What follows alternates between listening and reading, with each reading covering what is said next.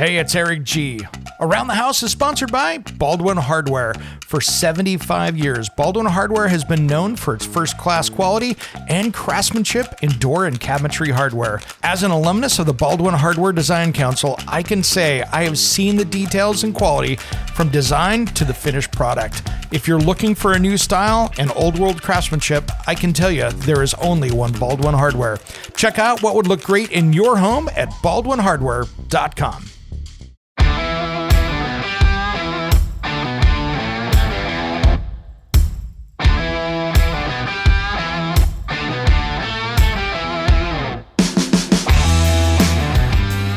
It's Around the House. When it comes to remodeling and renovating your home, there is a lot to know, but we've got you covered.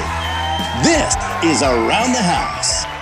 Welcome to Around the House Show. This is where we help you get the most out of your home through information and education. Thanks for joining us. Happy midweek special.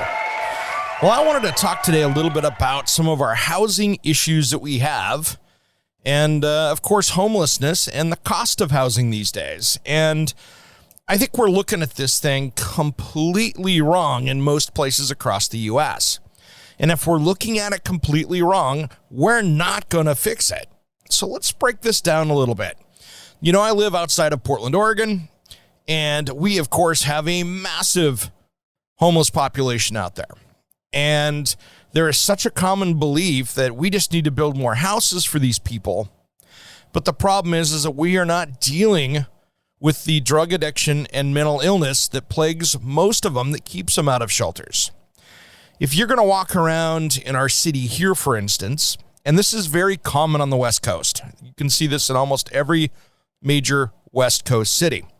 They are letting people camp outside, camp in streets, camp in people's yards. It is kind of an anarchy free-for-all as far as how that goes. And it can take sometimes 6 months to a year to get people at your city government to get them to move, even when they're on your own property, which is crazy to me. But the problem we have is we've got a problem with, first, we've got a mental illness and drug addiction problem where these people would much rather self-medicate than be in a shelter or be in housing. So to really fix that, we need to get that dealt with first.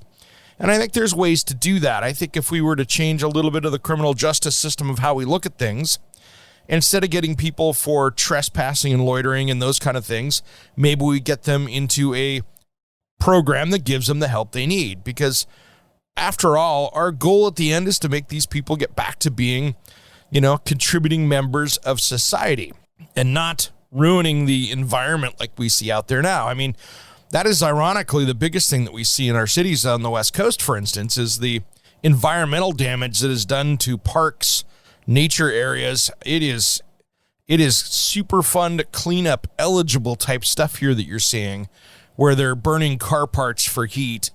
And these areas that were where animals lived are now very inhabitable for those animals and stuff. So it's a major, ecological disaster on top of, the humanitarian part of it. But really what we need to start doing is look at how our cities are creating affordable housing. First off, like I said, we need to deal with the homeless and mental illness and drug addiction. And I think those are three different things. There's a percentage of people out there that just need a place to stay and are looking for a place to stay. I'm not denying that at all. But a majority of those need to have, some help and something that's going to be, from our medical community. And that's going to be the first thing. But really, affordable housing is something that I'm seeing, for instance, in West Coast cities, where cities are building, quote unquote, affordable housing. But because the city is involved, it costs 3, maybe 4 times as much as if you had the private sector do it.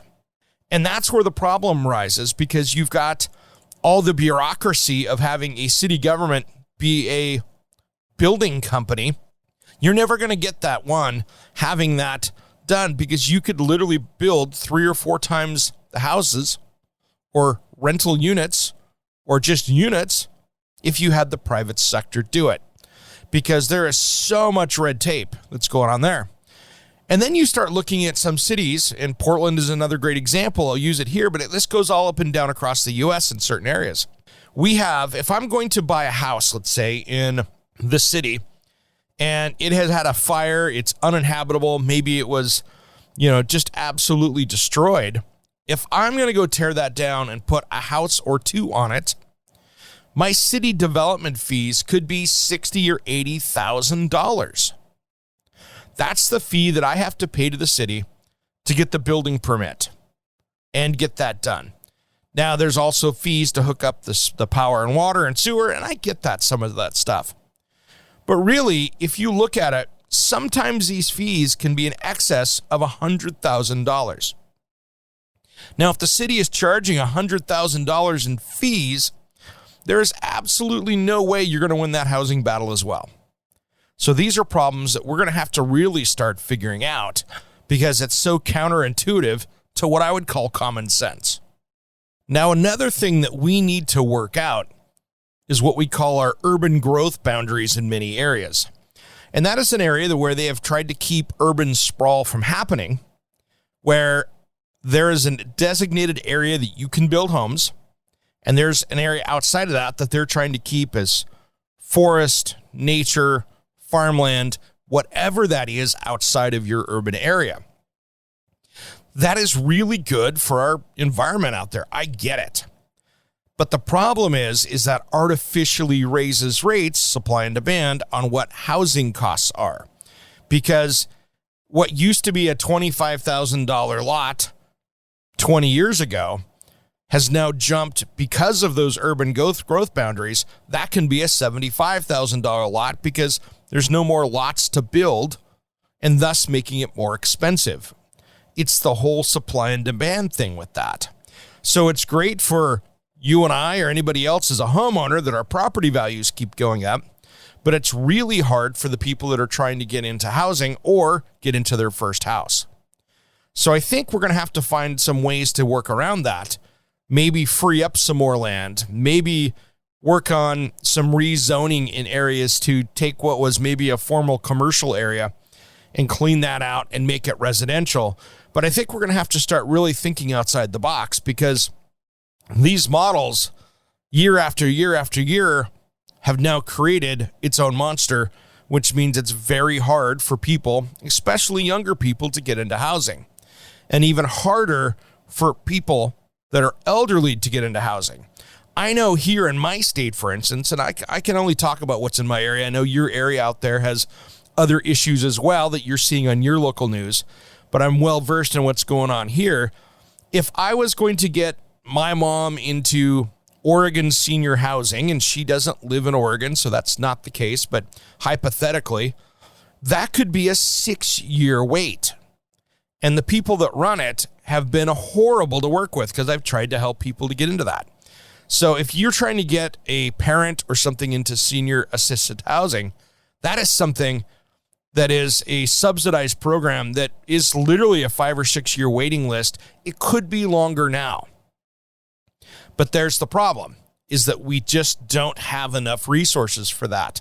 And I think it's one of those things where we've got to really reevaluate and almost start over with how we're doing this stuff to be able to fix it. Because right now, there's no place in the United States that I'm seeing that's really fixing this outside of some places in the South or Desert Southwest where they are coming up with better solutions. But right now, here in the Pacific Northwest on the West Coast, there is not an affordable place to live out here without getting way outside of a metropolitan area. I mean, a house that in my area that you're seeing here, you can buy a $700,000 house to tear it down to put a house on it. How is somebody coming out of college? How is a brand new family going to afford that? It takes a lot to do that. Now, as a homeowner, I've kind of enjoyed the 30% increase in home prices between, the last couple years.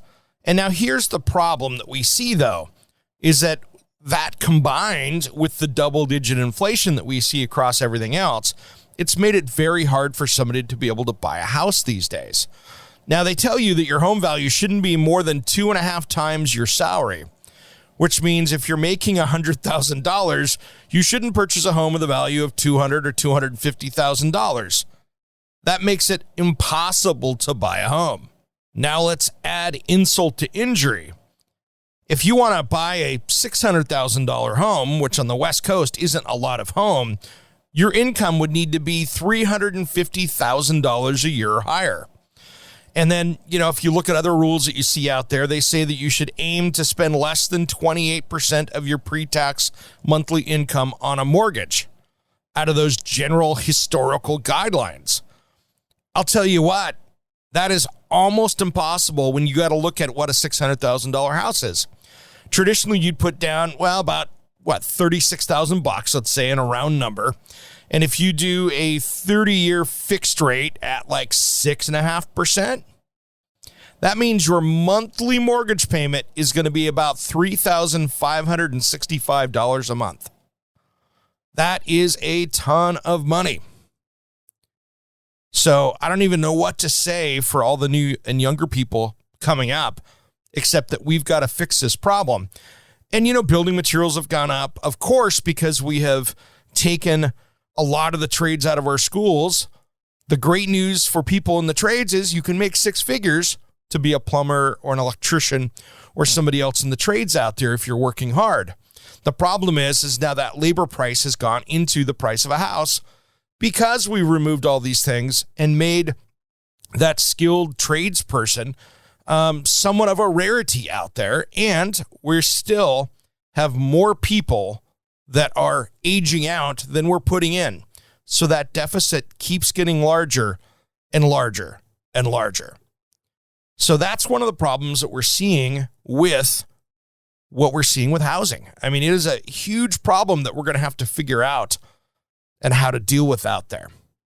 Now, if you get rid of all those first-time home buyer credits and all that other stuff, and you're just going to buy a regular house, maybe it's your third or fourth house or whatever, if you're going to buy that $600,000 house and you put 20% down, let's say that's, $125,000, your loan amount, $475,000 basically. And let's say it's down at a really cool 5% interest rate. You still have to make $115,000, $116,000 to be able to afford that. And that is if you go at the 5% interest rate. But you would have to make $131,000, at a 6.25% interest rate. So we've really got some issues out there as far as how we do homes and housing.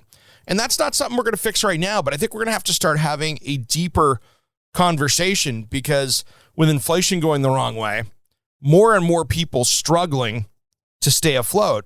The other hard part we're dealing with is rental rates have been going up as well. When you see a 8 or 10% rise in apartment rates out there for rentals, that sure doesn't help people get into housing as well. So those are some of the problems we're seeing.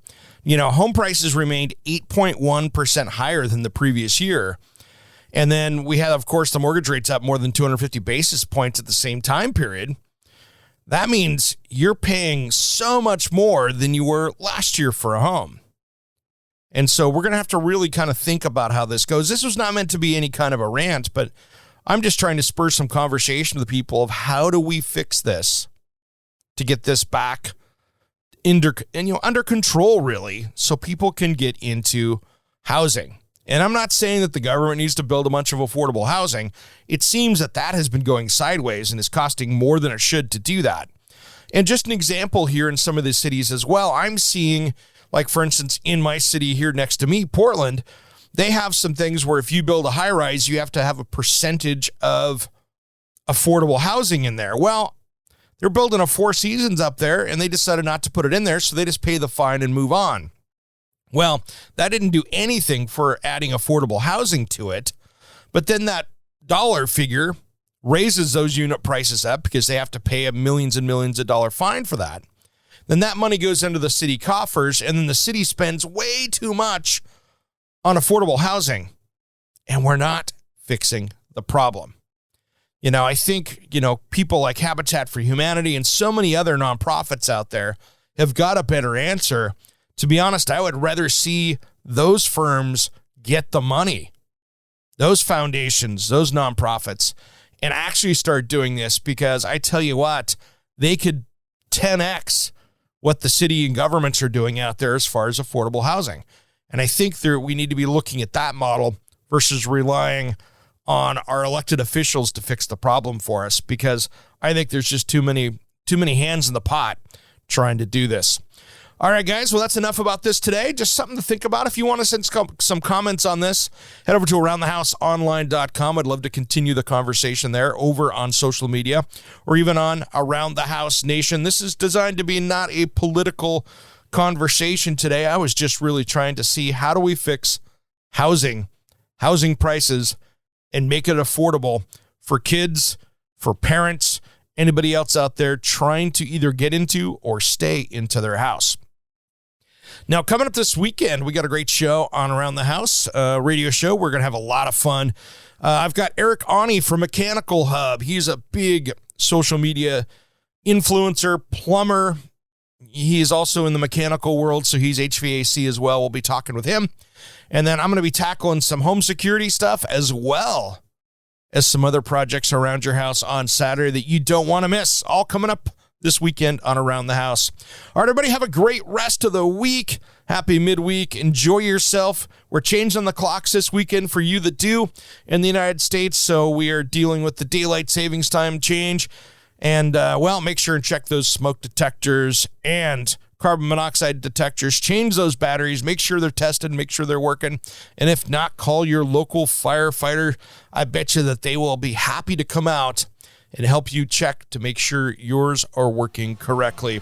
All right, have a great rest of the week, everybody. Thanks again for listening to Around the House.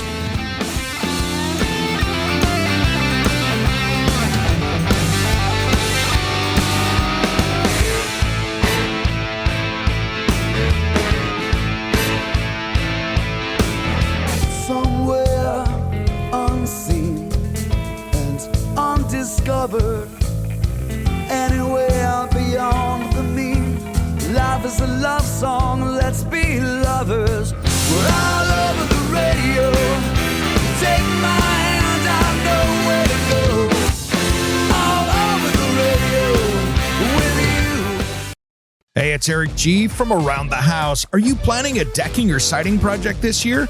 If you are, you've got to check out my friends at Millboard. Millboard is a completely different kind of composite decking and cladding that enhances outdoor spaces with enduring distinction. Hand-molded from the finest oak, it realistically mimics the natural grain and color of premium hardwood. If you're looking for something that doesn't look like plastic and instead real wood, check out millboard.com. Make sure and check out that interview we did just a few weeks back. That's millboard.com.